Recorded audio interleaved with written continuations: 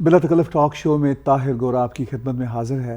ناظرین، آج ہماری خوش قسمتی ہے کہ آج ہمارے ٹیگ ٹی وی کینیڈا کے اسٹوڈیو میں بلا تکلف بات چیت کے لیے تشریف فرما ہے پاکستان کی ایک انتہائی نامی گرامی ہستی جو کسی تعارف کے محتاج نہیں۔ ان کے ساتھ بات چیت کرتے ہوئے ان کی شخصیت کی بہت ساری جہتیں ہم آپ کے سامنے اور بھی لائیں گے۔ میں خوش آمدید کہتا ہوں جناب توفیق بٹ صاحب کو۔ بہت شکریہ طاہر صاحب، بہت محبت، آپ صاحب مہربانی۔ سمندر پار کر کے ٹورانٹو تشریف لائے ہیں اور آتے رہتے ہیں۔ لاہور میں مجھے یاد ہے آج سے کوئی 20-25 سال پہلے ہم سخن ساتھی کے حوالے سے ایک تنظیم تھی، بہت ہی وائبرنٹ تنظیم، جی بالکل اور اس کے تحت اتنے بڑے بڑے اہم فنکشنز ہوتے تھے کہ لاہور میں ایک رونق لگی ہوتی تھی۔ جی بالکل پھر میں ناظرین کے ساتھ آپ کی وساست سے یہ شیئر کر رہا ہوں، یہ وہ زمانہ ان کو بھی یاد دلا رہا ہوں جو خاص طور پر لاہور کے ہیں۔ لاہور کے بارے میں ناصر کاظمی کا ایک شعر، داتا کی نگری میں ناصر، میں جاگوں یا داتا جاگے، واہ واہ، وہ مجھے آپ پر منطبق ہوتا نظر آتا تھا۔ آپ کو مال روڈ پہ گھومتے پھرتے دیکھتے تھے، سیاسی منظرنامہ ہو، صحافتی منظرنامہ ہو، کوئی اسٹیبلشمنٹ کی بات ہو، ادبی معاملات ہو، آپ سب کے ساتھ جڑے رہتے تھے، پیار اور محبت کی بات کرنے کی ایک فضا قائم کیے ہوئے تھے۔ اب آپ کو اتنے برسوں بعد ہم جب اپنے ٹورانٹو کے اسٹوڈیو میں دیکھ رہے ہیں اور ہمارے ناظرین دیکھ اور سن رہے ہیں، آپ کو کیسا لگتا ہے یہ جو سفر اب تک کا ہوا؟ بہت شکریہ طاہر صاحب۔ پہلے تو مجھے آپ کو دیکھ کے اتنی خوشی ہوئی، میرا خیال ہے کم از کم کوئی، مجھے جہاں تک یاد پڑتا ہے 20 سال کے بعد آپ سے ملاقات ہو رہی، اور آپ کی شخصیت میں ایک مجھے واضح تبدیلی جو ہے وہ نظر آئی۔ آپ جو ہے وہ بارش ہو گئے، اور یہ ایک بڑی تبدیلی ہے۔ بہرحال آپ سے مل کے بہت اچھا لگا، اور یہاں پہ جو دوسرے پاکستانی ہیں ان سے میری ملاقات ہوئی پرسوں۔ بدر منیر صاحب نے انوائٹ کیا ہوا تھا، میاں ندیم صاحب ہمارے بہت ہی مخلص دوست ہیں، مجھے وہاں پہ لے کے گئے، اور بہت سارے لوگوں سے میں ملا، بہت اچھا لگا۔ پہلے بھی میں آتا رہتا ہوں، لیکن پہلے اتنا وہ میں سوشلی ان نہیں ہوا، میرے ان لاز ادھر ہے تو ان کے ساتھ ہی بس ایک گھر تک ہی، لیکن اس دفعہ سب سے ملاقات ہوئی، اور آپ نے بھی بڑی محبت سے انوائٹ کیا، مجھے بہت اچھا لگا۔ آپ نے لاہور کی بات کی، یہ بات آپ کی بالکل ٹھیک ہے کہ ایک زمانے میں لاہور میں بہت اس طرح کی ادبی سرگرمیاں اور ثقافتی سرگرمیاں جو ہیں وہ ہوا کرتی تھیں، اور لاہور ان کا مرکز ہوا کرتا تھا۔ تب لوگوں کے پاس وقت ہوتا تھا، لوگ ایک دوسرے کے دکھ سکھ میں شریک ہوتے تھے، اور لوگوں سے ملنے کو جی چاہتا تھا، اور لوگ اچھے لگتے تھے، اور ایسے ہی اچھے لگتے تھے جیسے ابھی ہمارے ہاں ایک جو ہماری یوتھ ہے، ہماری جو نوجوان نسل ہے، ان میں سے کئیوں کو میں بات کرتے ہوئے دیکھتا ہوں کہ وہ کہتے ہیں جی ہمیں وہ برا لگتا ہے، تو وہ کہتے ہیں، ہم پوچھتے ہیں ان سے کہ آپ کو وہ شخص جو ہے کیوں برا لگتا ہے، تو وہ کہتے ہیں ایسے ہی برا لگتا ہے۔ تو اب زمانہ بدل گیا ہے، تب ایسے ہی لوگ اچھے لگا کرتے تھے، اب پتہ نہیں کیوں لوگوں کو ایسے ہی لوگ جو ہیں وہ اچھے نہیں لگتے۔ تو ایک بڑی تبدیلی جو ہے وہ ہوئی، اور جس طرح آپ نے ادارہ ہم سخن ساتھی کی بات کی، تو وہ زمانہ تھا اشفاق احمد صاحب کا زمانہ تھا، بانہ قدسیہ کا زمانہ تھا، اللہ پاک انہیں سلامت رکھے، اور اشفاق صاحب کو اللہ پاک اپنے جوار رحمت میں جگہ عطا فرمائے۔ احمد ندیم قاسمی صاحب کا زمانہ تھا، اور مرحوم دلدار پرویز بھٹی صاحب کا زمانہ تھا، اور آپ یقین کریں کہ اتنی مطلب یہ لاہور ان کی وجہ سے، ان لوگوں کی وجہ سے اتنی اس میں رونق ہوتی تھی۔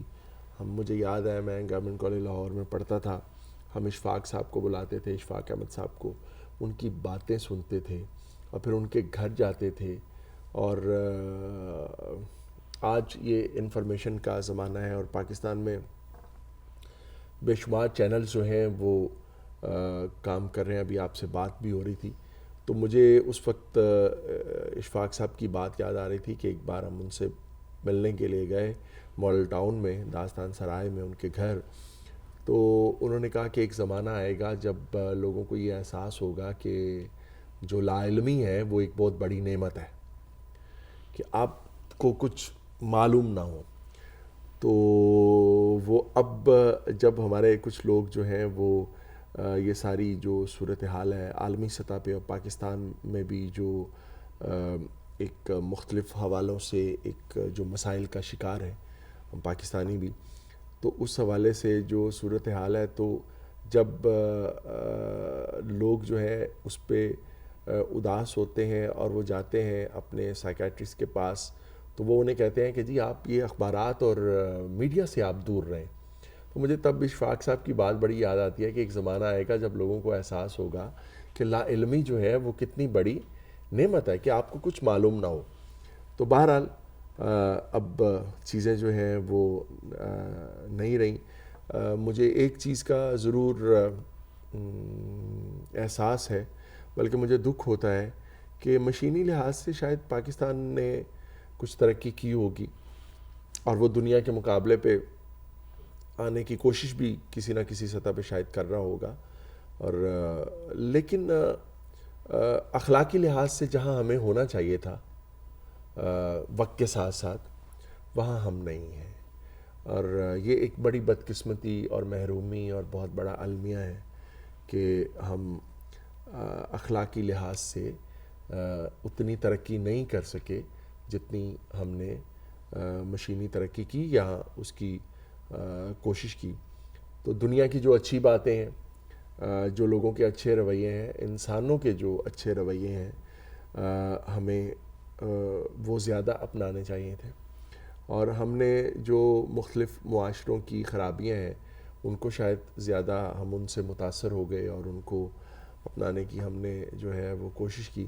بہرحال یہ ایک سلسلہ جو ہے وہ جاری ہے، اور لاہور میں اب ادبی لحاظ سے اور ثقافتی لحاظ سے وہ والی رونقیں تو نہیں رہیں جو آپ کے زمانے میں ہوتی تھیں. جب میں اسٹوڈنٹ تھا تو تب ہوتی تھیں. پارک ٹی ہاؤس آباد ہوتا تھا، چائنیز لنچ ہوم بڑا آباد ہوتا تھا، وہاں پہ اجلاس ہوتے تھے. اور تب ہماری جو یوتھ تھی، میں گورنمنٹ کالج لاہور میں پڑھتا تھا، تو ہم بڑی انٹرسٹ لیتے تھے. مشاعرے ہوتے تھے، تقریبات ہوتی تھیں، کتابوں کی تقریبیں رونمائی ہوا کرتی تھیں، اور بڑے شوق سے یہ سارے کام ہم کرتے تھے گورنمنٹ کالج لاہور کے زمانے میں، اس کے بعد پھر پنجاب یونیورسٹی میں بھی. لیکن اب ہمارے جو اسٹوڈنٹس ہیں وہ اس طرح کی جو ایکٹیویٹیز ہیں ہماری ادبی جو ہے وہ اس میں اتنا پارٹیسپیٹ نہیں کرتے ہیں. تو یہ بہرحال ایک یہ ہے کہ معاشرے سے ادب جو ہے وہ اب ذرا دور ہوتا جا رہا ہے. وہ ادب آپ وہ کتابوں والا ادب بھی سمجھ لیں اور آپ دوسرا ادب بھی سمجھ لیں، میرے خیال ہے دونوں میں جو ہے کوئی اتنا فرق نہیں ہے. ادب جو ہے وہ بہرحال وہ انسان کو ایک بہت کچھ سکھاتا ہے. تو جب آپ کتاب والے ادب سے دور ہو جائیں گے تو پھر آپ دوسرے ادب سے بھی میرے خیال میں دور ہو جائیں گے. تو بہرحال یہ چیزیں ساتھ ساتھ چلتی ہیں. آپ کی باتیں میں بہت توجہ سے سن رہا تھا. اب ہم انٹرنیٹ کے اس دور میں جیتے ہیں جس میں یہ تو نہیں کہوں گا کہ ایک ناسٹیلجیا ہوتا ہے. جیسے میں اگر اپنی ذاتی بات کروں تو مجھے لاہور کو ریکال کرنے کی ضرورت نہیں ہے. لاہور میرے اندر موجود ہے. صحیح. نہ صرف لاہور میرے اندر موجود ہے، جہاں جہاں دنیا کے حصوں میں میں رہا ذاتی طور پر موجود. اب ٹورانٹو میرا ایک ناسٹیلجیا کا حصہ ہے. آپ نے بڑی اچھی بات کی اشفاق احمد صاحب کے حوالے سے کہ ان کے یہ کہنا کہ لا علمی ایک بہت بڑی نعمت ہو جائے گی. مجھے بلے شاہ کی ایک چھوٹی سی لائن یاد آ رہی ہے کہ میں ہی جانیا کچھ نہ جانیا. یہ تو ہے معرفت کا وہ مرحلہ جس میں آپ جانتے ہیں کہ کچھ نہ جاننا ہی اصل میں جاننا ہے. یہ سب باتیں تو توفیق بھائی آپ نے جو کی اور جو میں آپ کے ساتھ شیئر کر رہا ہوں، یہ سب تو ہماری سنہری یادیں ہیں. اب اس وقت آپ گورنمنٹ کالج لاہور میں بطور پروفیسر جی اپنا کام کر رہے ہیں. ایک وقت تھا جو مجھے یاد آ رہا ہے جب آپ طالب علم ہوا کرتے تھے. بالکل ایسے. اب آپ وہاں پہ خود طالب علموں کو پڑھا رہے ہیں. پاکستان کی آپ نے بات کی کہ وہاں پہ جو ادب ہے، انسانی ادب اور لٹریری ادب، وہ نہیں رہا جو کبھی ہوا کرتا تھا. جی. تو معاشرہ اس وقت سماجی سطح پہ، سیاسی سطح پہ کس طرف جاتا نظر آ رہا ہے؟ دیکھیں، میں یہ سمجھتا ہوں کہ ہر چیز میں نا ایک خلا پیدا ہو گیا. ایک ہوتا تھا کہ ایک جو بچہ ہے اس کی تربیت کا آغاز ہوتا تھا اس کے گھر سے. وہ جس طرح آپ کہتے تھے کہ ماں کی گود سے اس کی تربیت جو ہے نا وہ سٹارٹ ہوتی تھی. اس کے بعد پھر اسکول سے، پھر ٹیچر اس کی تربیت کرتے تھے. اس کے بعد پھر وہ ہائر ایجوکیشن کی طرف چلا جاتا تھا، کالجز میں، یونیورسٹیز میں اس کی تربیت ہوتی تھی. اور وہ آپ نے ایک لفظ سنا ہوگا، تعلیم و تربیت. ٹھیک ہے، اب تعلیم تو بہت ہے ہمارے ہاں، تربیت نہیں رہی ہے. ٹھیک ہے، میں یہ جب ہمارے مختلف لوگ بات کرتے ہیں ابھی، یا کینیڈا میں بھی کچھ لوگوں سے بات ہو رہی تھی، انہوں نے کہا کہ ایجوکیشن کی جو ہے وہ بہت کمی ہے، شرح خواندگی جو ہے وہ پاکستان میں بہت کم ہے، لوگ تعلیم یافتہ نہیں ہیں. تو میں نے ان سے یہ پوچھا، میں نے کہا کہ پاکستان میں جتنے لوگ اب تک اقتدار میں رہے ہیں، ہمارے جو حکمران ہیں، اور وہ حکمران ہمارے صرف سیاسی حکمران نہیں، وہ ہمارے عدالتی حکمران بھی، وہ ہمارے فوجی حکمران بھی، یا وہ ہمارے جو بھی لوگ ہیں ہر شعبے سے وابستہ لوگ، چاہے وہ ہمارے مذہبی لوگ ہیں یا باقی سارے جو لوگ ہیں جنہوں نے پاکستان کے جو ہے وہ امور چلائے، کیا یہ سارے ان پڑھ تھے؟ کیا ہماری عدلیہ جو ہے وہ ان پڑھ لوگوں پہ، ججوں پہ مشتمل تھی؟ کیا ہمارے جو جرنیل تھے یہ پڑھے لکھے لوگ نہیں تھے؟ کیا ہمارے جو پولیٹیشین تھے یہ پڑھے لکھے لوگ نہیں تھے؟ کیا ہمارے جو عالم دین جن کو ہم کہتے ہیں، کیا یہ پڑھے لکھے لوگ نہیں تھے؟ کیا ہمارا استاد جو یونیورسٹی میں ہے، جو کالجز میں ہے، جو اسکولوں میں ہے، یہ پڑھے لکھے لوگ نہیں تھے؟ یہ سب پڑھے لکھے لوگ تھے. تو پھر مجھے اشفاق صاحب کی بات یاد آتی ہے، وہ کہا کرتے تھے کہ پاکستان کو جتنا نقصان پڑھے لکھے لوگوں نے پہنچایا ہے، اتنا نقصان پاکستان کو ان پڑھ لوگوں نے نہیں پہنچایا. اصل چیز یہ ہے کہ اگر ہم جب یہ کہتے ہیں کہ پاکستان میں جو ہے وہ شرح خواندگی کی وجہ سے یا پاکستان میں تعلیم کی کمی کی وجہ سے بہت سارے لوگ جو ہیں وہ اخلاقی پستی کا شکار ہیں، یا ہم ترقی نہیں کر رہے، یا اس طرح کی جو باتیں کی جاتی ہیں، میرے خیال میں کہ پہلے تو ہمیں یہ دیکھنا چاہیے کہ پاکستان میں تعلیم کس طرح کی ہے، وہ کس طرح کی تعلیم ہے. تو آپ دیکھیں کہ اگر پاکستان میں تھاؤزنڈز کے حساب سے تعلیمی ادارے ہیں تو سب کے الگ الگ سلیبس ہیں. ایک جو ایچسن کالج کا بچہ جو پڑھ رہا ہے، وہ سینٹرل ماڈل کا بچہ اس سے بالکل مختلف سلیبس ہے. مسلم ماڈل ہائی اسکول کا سلیبس اس سے بالکل مختلف ہے. اسی طرح جو آپ کے اسکولوں میں ان کے سلیبس مختلف ہیں، آپ کے ہائر ایجوکیشن میں ان کے سلیبس مختلف ہیں. یعنی آپ اندازہ لگائیں کہ 94 میں میں نے ایف سی کالج جوائن کیا تھا ایز لیکچرر، اور 94 میں ابھی میڈیا میں انقلابی تبدیلیاں رونما ہوئیں، اتنے چینلز آ گئے، سارا کچھ ہو گئے. لیکن 94 میں پنجاب یونیورسٹی نے جو گریجویشن کے اسٹوڈنٹس کے لیے جو سلیبس بنایا تھا، وہ آج 2016 میں بھی وہی سلیبس ہے. اور اس میں یعنی اتنی انقلابی تبدیلیاں رونما ہونے کے باوجود وہی پرانی چیزیں، وہی کہ اتنی توفیق نہیں ہوئی ہمارے جو ایجوکیشن سے ریلیٹڈ لوگ ہیں کہ وہ کم از کم اس سلیبس پہ نظر ثانی کر لیں کہ میڈیا نے اتنی ترقی کی ہے تو اس کے مطابق جو ہے وہ نیا سلیبس بنایا جائے، نئی چیزیں جو ہیں وہ کی جائیں. تو جب یہ سارے الگ الگ سے اپنی اپنی دکان کھولیں گے تو پھر آپ مجھے بتائیں کہ کس طرح سے آپ کے معاشرے میں جو ہے وہ ایک ہوگی. پھر تو آپ قوم نہیں بن سکیں گے نا. آپ طبقے پیدا کر رہے ہیں، آپ گروہ پیدا کر رہے ہیں، کوئی مختلف جو ہے وہ جا رہے ہیں. تو جب یہ میں سمجھتا ہوں کہ اگر عمران خان کر پایا، جس کے بارے میں بہت وہاں پہ کام ہو رہا ہے کے پی کے میں، کہ پورے صوبے میں انہوں نے یہ کہا ہے کہ ایک سلیبس ہوگا، اور اس پہ ایجوکیشن منسٹر اور ان کے جو بھی ایجوکیشن سے متعلق لوگ ہیں وہ اس پہ بہت کام کر رہے ہیں. اور میری انفارمیشن کے مطابق یہ بہت جلد اس کا جو ہے وہ باقاعدہ طور پہ یہ اعلان کر دیا جائے گا کہ جو غریب کا بچہ پڑھے گا وہی امیر کا بچہ پڑھے گا، جو امیر کے بچے کو پڑھایا جائے گا وہی غریب کے بچے کو پڑھایا جائے گا. تو پہلے ہمیں یہ دیکھنا چاہیے کہ پاکستان کا جو نظام تعلیم ہے وہ کس نہج پہ ہے، وہ کس مقام پہ ہے، اس کو درست کرنے کی ضرورت ہے. اس کے بعد ہم یہ کہہ سکتے ہیں کہ جی تعلیم کی کمی کی وجہ سے جو ہے وہ یہ معاشرہ ترقی نہیں کر رہا یا آگے جو ہے وہ نہیں بڑھ رہا. تو بہرحال مختلف میں سمجھتا ہوں کہ جو ہمارے تضادات ہیں اور اس میں ہمارے قول و فعل میں تضاد بھی آتا ہے. ہماری جو بات ہم کہتے ہیں وہ بات ایک اگلے روز ایک بڑے کالم نگار نے مجھے فون پہ کہا کہ یار ہماری باتوں کا لوگوں پہ اثر کیوں نہیں ہوتا. تو میں نے ان سے کہا کہ ہماری باتوں کا ہم پہ اثر نہیں ہوتا لوگوں پہ کیسے ہوگا. دیکھیں ابھی میڈیا سے اب میں یہاں پہ بیٹھ کے آپ کو انٹرویو دے رہا ہوں. پاکستان میں بے شمار چینلز ہیں, وہ کئی دوست ہیں وہ رابطہ کرتے ہیں کہ جی آپ آئیں ٹاک شو کریں, آپ بول سکتے ہیں, آپ بات کر سکتے ہیں.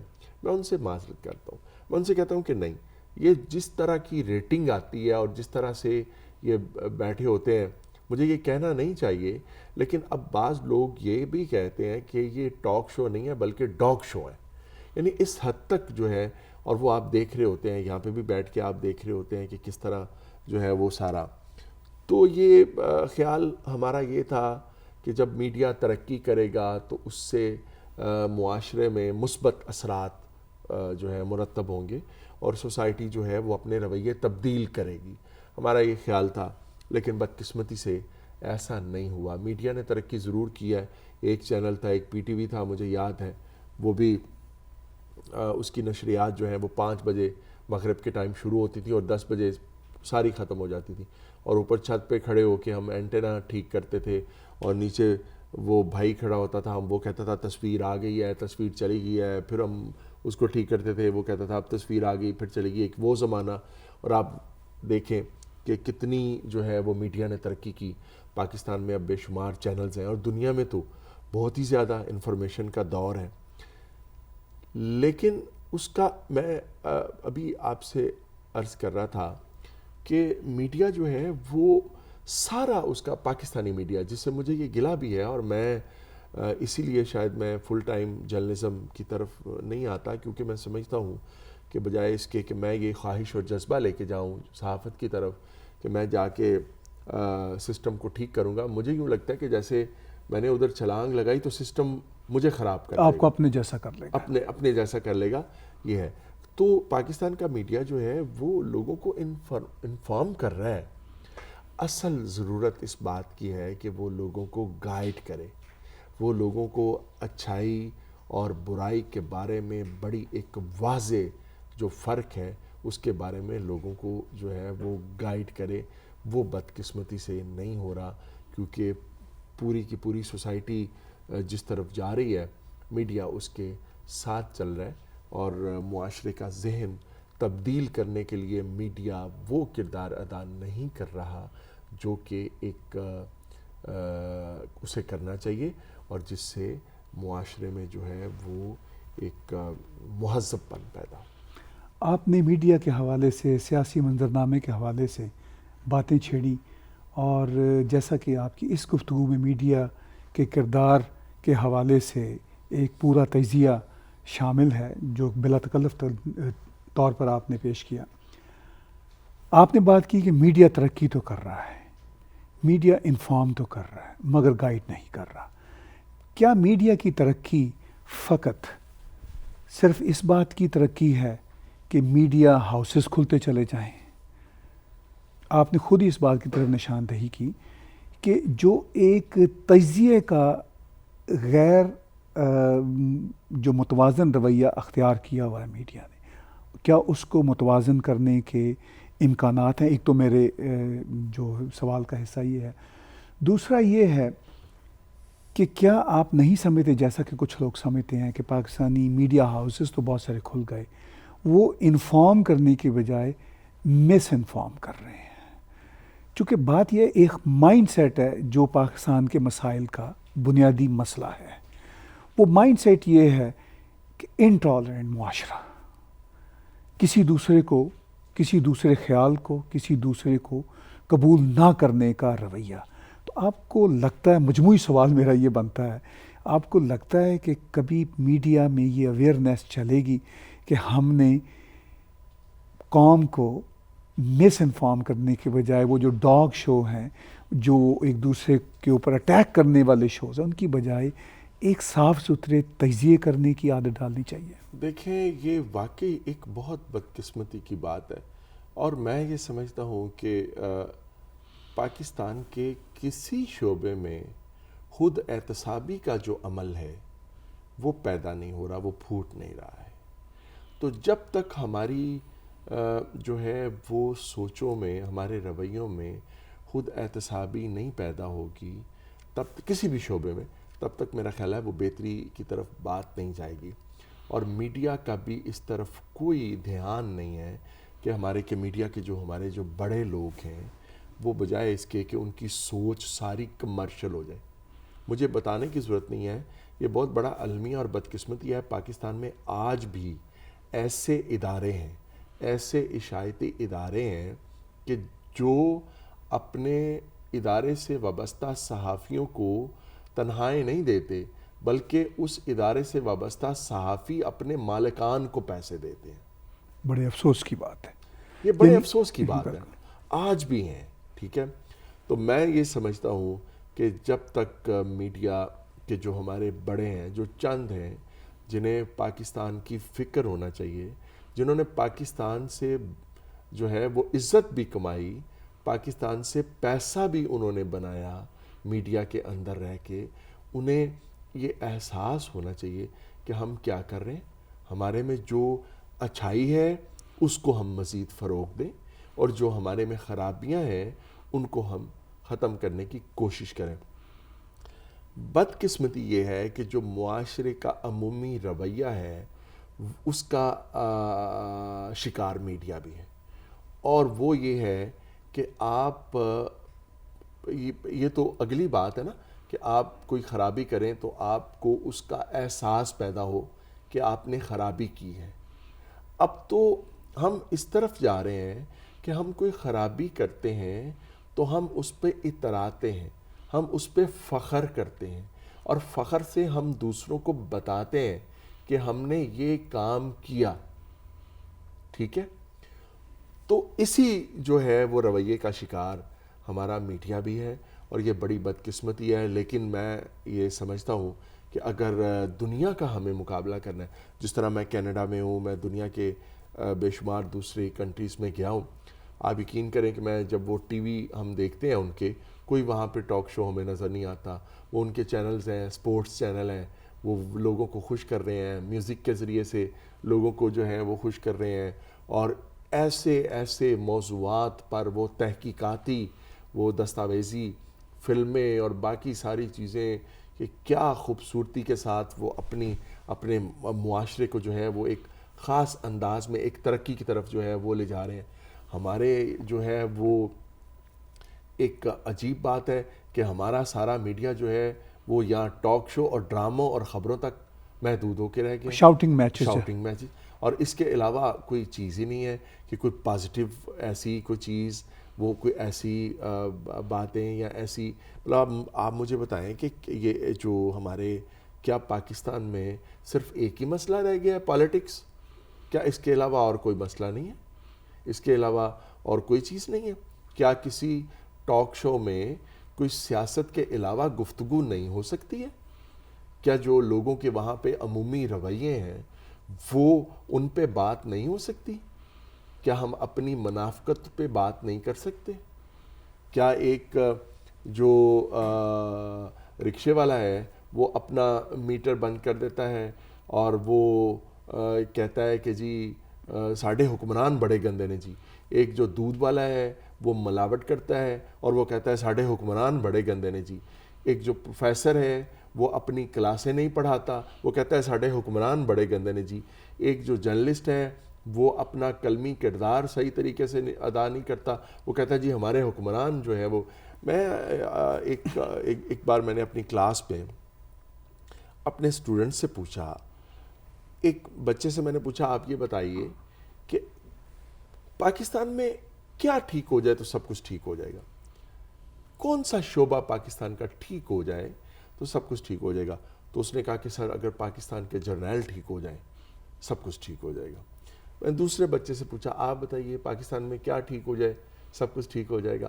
اس نے کہا کہ سر اگر پاکستان کے جو عدلیہ ہے جوڈیشری ہماری یہ ٹھیک ہو جائے سارا کچھ ٹھیک ہو جائے گا، کیونکہ جس ملک کا نظام عدل ٹھیک ہوگا اس کے باقی سارے نظام ٹھیک ہو جائیں گے۔ تیسرے بچے سے پوچھا آپ بتائیے، انہوں نے کہا سر ملا، پاکستان میں اگر مولوی ٹھیک ہو جائے نا سب کچھ ٹھیک ہو جائے گا۔ چوتھے سے پوچھا، اس نے کہا سر پولیٹیشین، اصل خرابی کی جڑ جو ہے وہ پولیٹیشین ہے، یہ اگر پاکستان کے پولیٹیشین ٹھیک ہو جائے سب کچھ ٹھیک ہو جائے گا۔ پانچویں سے پوچھا آپ بتائیں، اس نے کہا سر افسر شاہی، اصل خرابی جو ہے وہ افسر شاہی پیدا کرتی ہے۔ یہ اگر 35 کی کلاس ہے، 35 لوگوں نے کہا کہ یہ ٹھیک ہو جائے سب کچھ ٹھیک ہو جائے گا، یہ ٹھیک ہو جائے سب کچھ ٹھیک ہو جائے گا، تو میں نے ان سے کہا کہ مجھے تو کچھ ٹھیک ہوتا ہے دکھائی نہیں دیتا۔ 35 میں سے کسی ایک بچے نے یہ نہیں کہا کہ سر میں ٹھیک ہو جاؤں تو سب کچھ ٹھیک ہو جائے گا۔ ہم سب دوسروں کو ٹھیک کرنا چاہتے ہیں، اور یہ ہمارا تکیہ کلام بن گیا، تو ٹھیک ہو جا، یعنی تو ہو جا، میں نے نہیں ہونا، تم ٹھیک ہو جاؤ۔ ہم سب دوسروں کو ٹھیک کرنے پہ لگے ہوئے ہیں۔ تو جب تک خود احتسابی کہ ہم اپنا احتساب کریں، ہم رات کو سونے سے پہلے سوچیں آج میں نے کیا خرابی کی ہے اور اس پہ توبہ کریں اور سوچیں کہ آئندہ میں یہ نہیں کروں گا۔ دیکھیں بعض چیزوں میں میں یہ سمجھتا ہوں کہ آپ اپنے آپ خرابی کو شاید ختم کرنا بالکل وہ ممکن نہ ہو، لیکن اس کو منیمائز تو کیا جا سکتا ہے نا۔ ہم تو اس کو بڑھا رہے ہیں۔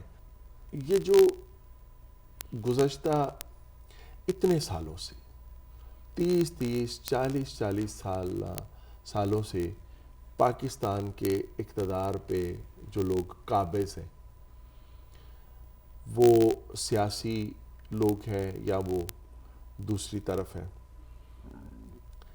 وہ ایک کہا جاتا ہے کہ مومن ایک سوراخ سے 2 بار نہیں ڈسا جاتا، اور یہ تو کئی بار جو ہے وہ ڈسے گئے۔ اس کے باوجود اگر انہی لوگوں کو بار بار ہم منتخب کرتے ہیں، اور میرے خیال میں منتخب کرتے رہیں گے، ہمیں کوئی پرواہ نہیں ہے کہ پاکستان کا جو نظام تعلیم ہے اس کی صورتحال کیا ہے۔ ہمارے تعلیمی اداروں میں ٹیچرز نہیں ہیں، فرنیچر نہیں ہے، اب بھی درختوں کے نیچے کلاسز ہوتی ہیں، ایک سکول ہے اس میں بھینسیں بھی بندھی ہوتی ہیں، بچے بھی جو ہے وہ پڑھ رہے ہوتے ہیں۔ ہمارا جو نظام صحت ہے وہ اس کی اتنی بری حالت ہے۔ اب بھی چند دن پہلے مجھے کوئی صاحب بتا رہے تھے کہ وہ اپنے بچے 2.5 سالہ بچے کو لے کے لاہور کے چلڈرن ہاسپٹل میں گئے، اور وہاں پہ جا کے تو انہوں نے کہا کہ میرے بچے کو سانس کی تکلیف ہے، اس کو وینٹیلیٹر لگائیں یا رکھیں یا اس پہ، تو انہوں نے کہا کہ جناب ہمارے پاس تو ایک ہی وینٹیلیٹر ہے، وہ اس بچے کو لگا ہوا ہے، وہ سامنے آپ دیکھ لیں، دعا کریں وہ بچہ مر جائے تو اس کا جو ہے وہ ہم اٹھا کے آپ کو ادھر لگا دیں۔ یہ ہمارا نظام صحت ہے۔ نظام عدل برباد ہوا ہے۔ آج بھی جو تھانے ہیں، اکثر تھانے ان میں جو ہے وہ منتھلی سسٹم رائج ہے، سارا ہے۔ عدالتوں میں جو کچھ ہو رہا ہے میں اس کی تفصیلات میں جو ہے وہ نہیں جانا چاہتا۔ اس کے باوجود یعنی کہ یہ ان لوگوں نے سالہ سال کا اقتدار انجوائے کرنے کے بعد، لوٹ مار کرنے کے بعد جو ہے وہ یہ کہتے ہیں کہ ہمیں پاکستان کی بنیادوں سے بڑا عشق ہے۔ انہیں پاکستان کی بنیادوں سے اتنا عشق ہے کہ انہوں نے پاکستان کی بنیادوں سے اینٹیں اکھاڑ کے اپنے محل تعمیر کر لیے ہیں۔ پاکستان کی بنیادیں کمزور ہو گئی ہیں، لیکن ان کے محل جو ہیں وہ مضبوط ہیں اور ان کے قلعے مضبوط ہیں، اور اس کے باوجود کہ دنیا جو ہے وہ پوری طرح وہ شور کر رہی ہے کہ کرپٹ حکمران ہیں، اور پاناما لیکس اور باقی ساری چیزیں جو ہیں کسی پہ کوئی اثر جو ہے وہ نہیں ہو رہا۔ تو اس پہ میں تو صرف ایک ہی بات سوچتا ہوں کہ جو میرا اور آپ کا نہیں، قرآن پاک کا ایک قرآنی قول ہے، اور اس میں کہ جیسی قوم ہوگی ویسے حکمران اس پہ مسلط کر دیے جائیں گے۔ تو میں جب اس چیز کو پیش نظر رکھتا ہوں تو یقین کریں مجھے لگتا ہے کہ پھر یہی آئیں گے لوگ، ہم پھر انہیں منتخب کریں گے، ہم انہیں برا بھی کہتے رہیں گے، انہیں منتخب بھی کرتے رہیں گے۔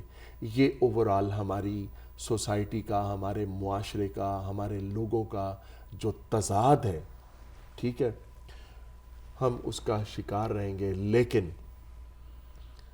میں یہ سمجھتا ہوں کہ مجھے یوں میرے احساس میں، میرے گمان میں، میری امید میں یا میرے یقین میں کہیں نہ کہیں یہ بات ضرور ہے کہ ایسے نہیں ہوگا.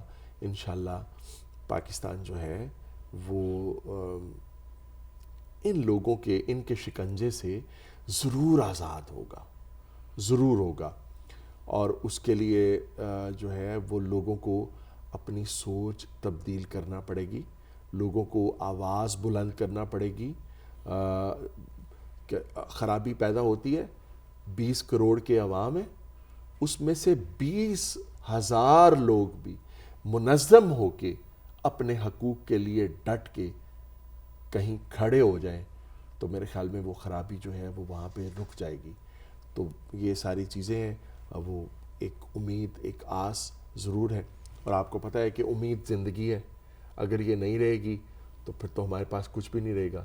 تو ایک امید پہ ہم لوگ جو ہیں وہ بیٹھے ہوئے ہیں، اور اس امید کو طاقت دینے کے لیے، اس امید کو تقویت دینے کے لیے ضروری ہے کہ ہم اپنی اپنی شخصیت کا جائزہ لیں کہ ہمارا کیا کردار ہے اس ملک کے لیے جس نے ہمیں عزت دی، جس نے ہمیں سب کچھ دیا، اور اس میں ہم نے خرابی کیا پیدا کی، ہم نے بہتری کیا پیدا کی. اگر سب لوگ اپنے اپنے طور پہ یہ سوچنا شروع کر دیں کہ ہمیں اپنا احتساب کرنا ہے، تو یہی سوچ اس ہجوم کو یقیناً ایک وقت آئے گا ایک قوم میں تبدیل کر دے گی، اور پھر ہم اپنے بہترین حکمرانوں کا انتخاب کریں گے. بہت عمدہ باتیں آپ نے ہمارے ساتھ سانجھی کی. بہت شکریہ. آپ کے خیالات ہمارے ناظرین نے سنے. اب کچھ آپ کے اپنے ذاتی کارناموں کے حوالے سے آپ کی 2 کتابیں شائع ہو چکی ہیں، اور جیسا کہ میں نے شروع میں ناظرین کو یاد دلایا، خاص طور پر جو لاہوریے کینیڈا میں رہ رہے ہیں، جب وہ آپ کو دیکھیں گے، سنیں گے، تو آپ کو 20 25 30 سال پہلے کے زمانے میں وہ دیکھیں گے اور پھر آج کے ساتھ آپ کو جوڑیں گے. مجھے تو کوئی فرق نظر نہیں آتا، ذرا آپ انقلابی زیادہ ہو گئے ہیں، یہ اچھی بات ہے، چونکہ اس وقت ہمارا دور ایسا تھا، ہم ایک ساتھ ہی آگے دوستوں کی طرح بڑھے. وہ ایک کچھ کر گزرنے کا ہوتا ہے، پھر چیزیں سمجھ آتی ہیں، پھر ایک امید کا ایک جہان ہمارے ساتھ ساتھ ساتھ چلتا ہے. 2 کتابیں آپ کی شائع ہو چکی ہیں.